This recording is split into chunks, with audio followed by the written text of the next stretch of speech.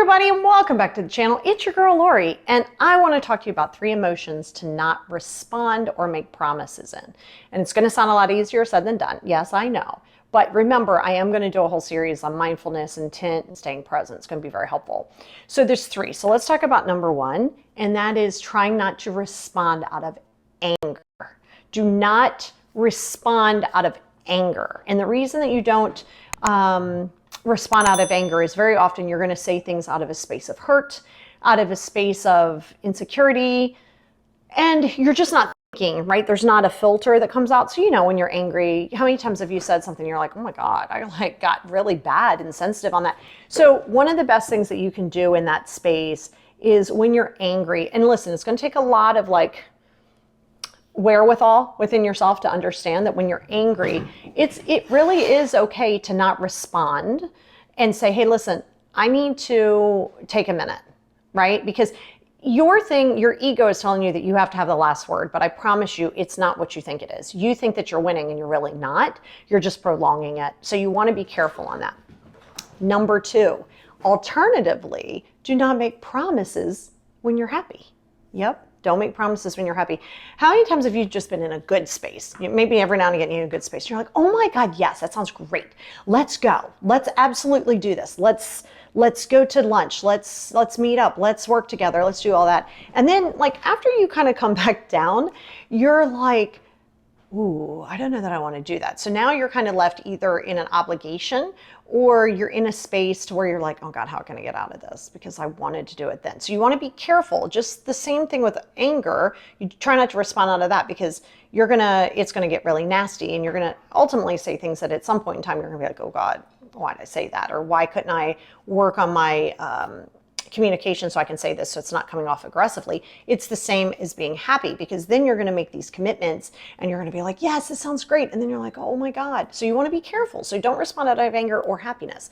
Now the third emotion, right, is sadness. So you don't want to respond out of sadness because if you don't make decisions when you're sad, because that's how you end up with bad haircuts, really bad tattoos, it's very impulsive. Typically, you can do that out of anger too, but when you're sad, you start doing things out of sadness because you're trying to validate yourself. You're trying to do those things. So you want to be really careful on when you're responding out of emotion. So why is this important? Because when you're in a mindful space, when you're sitting in mindfulness and you're allowing yourself to say, okay, I need a minute to process. This is why those 5 journals are important. This is why doing your wellness every single day is not just me